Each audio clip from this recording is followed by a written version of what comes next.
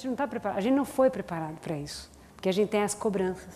Mas quando isso acontece, é possível a gente trabalhar os conteúdos que são exigidos, né? Mas para isso tem que se construir parcerias internas, que é um outro item, uma outra exigência.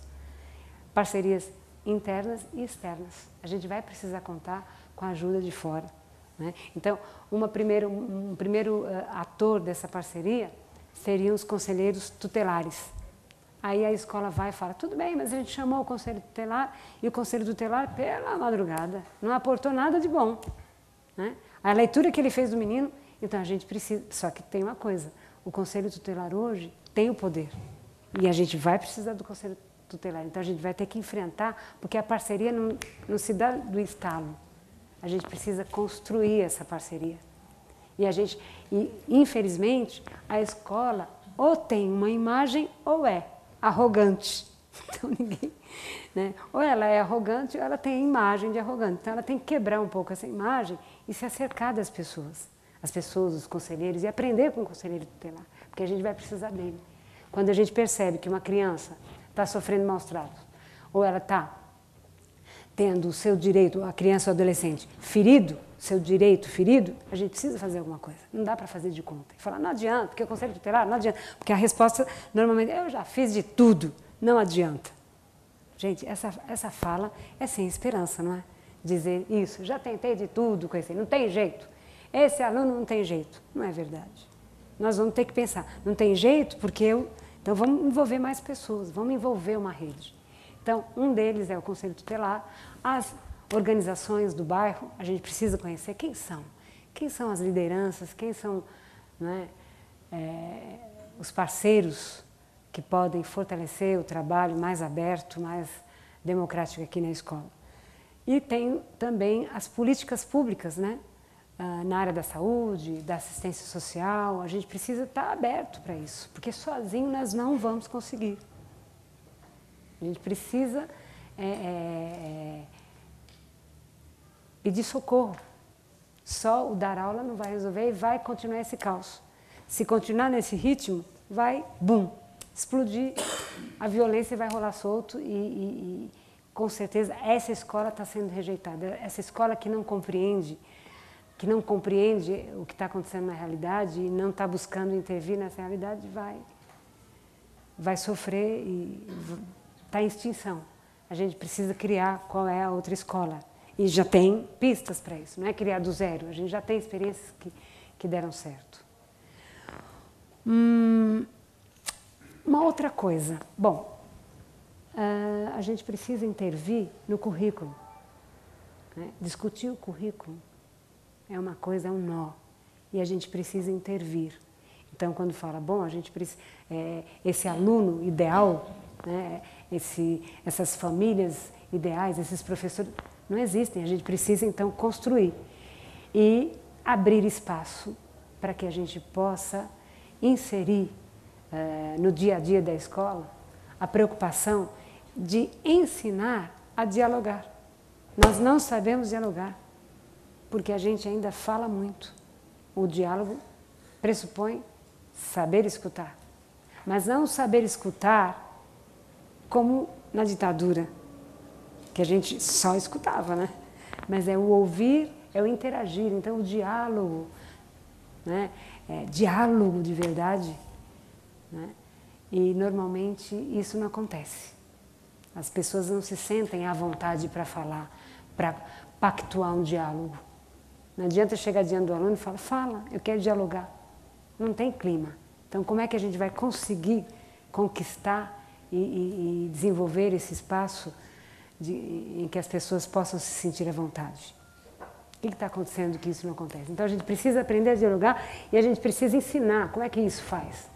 Na língua portuguesa, na aula de português, a gente precisa aprender e ensinar os mecanismos, aprender a ouvir, aprender a falar. A gente pensa que não, mas, por exemplo, quando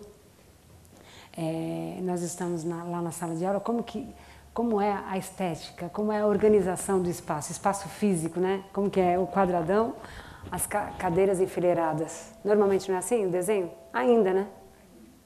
Tem que mudar isso. Tem que fazer essa roda na escola. E as pessoas precisam aprender. Eu fiz, eu faço, insisto. Né? Esse desenho, os alunos falam, ah, professora, vamos fazer direito. Como que nós vamos aprender desse jeito? Porque já estão aquela coisa impregnada, não consegue fazer diferente. Então eu faço esse espaço e aparecem os conflitos. Porque as pessoas são obrigadas a se ver. Entendeu? Se olhar. E isso não é fácil. Um dia um aluno falou, professora, é melhor parar com esse jogo aqui de ficar desse jeito. Vamos ficar um atrás do outro, porque assim a gente briga muito. Eu falei, então, nós vamos ter que continuar brigando para poder saber qual é o passo seguinte. Então eles ficam também inquietos, porque não estão habituados. Né? Então essa configuração também é uma maneira de propiciar o diálogo. Como que você vai dialogar de costa para o outro? Não dá. Então a gente precisa promover espaços ou momentos em que a gente possa ter essa configuração, que a gente possa levantar, saber que tem que levantar o braço, ouvir o outro, esperar, coisa tão simples. Mas que eu aprendi na minha militância, na minha participação. Na escola eu não aprendi isso. Como que tem que fazer, olha, primeiro um pede a fala, depois o outro escreve, falar um por vez, essas coisinhas tão básicas, né? Na escola não se ensinou, a gente precisa aprender fora. Né? Uma outra coisa, habilidades sociais. É uma outra matéria, né, a ser ensinada na escola. Habilidades sociais. Como é que a gente deve ser no trato com o outro? Quais são as habilidades para se conviver bem? Que eu preciso ter para poder aceitar a diferença, para respeitar? Porque não tem. É a coisa mais normal do mundo eles se apelidarem. É uma coisa absurda. Isso é comum e os professores escutam isso. Ah, quem? O fulano?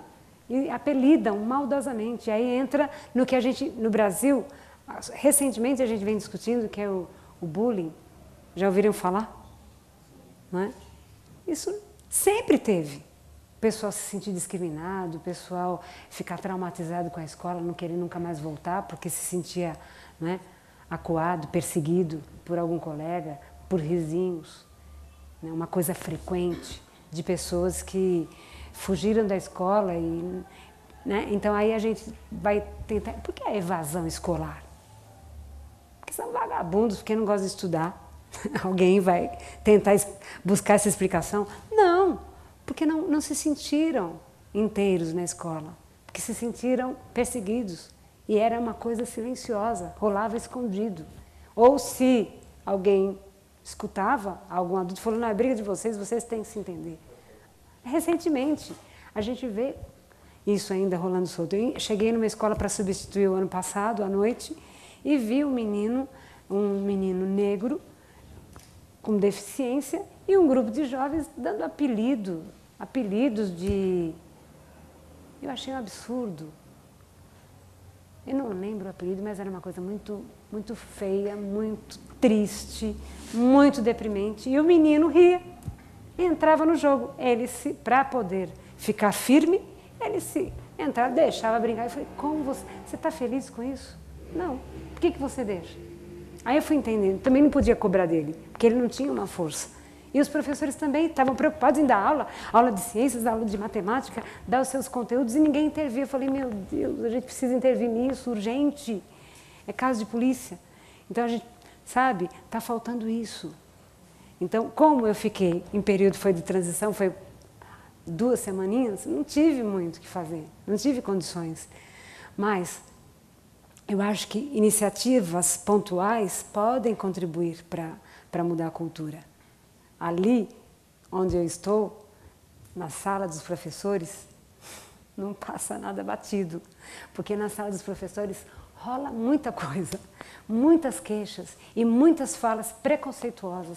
Parece às vezes que nós, professores, achamos que o nosso grande problema são os alunos. É muito engraçado, gente, que é uma loucura. Então a gente precisa falar, espera um pouquinho, veja o que nós estamos falando.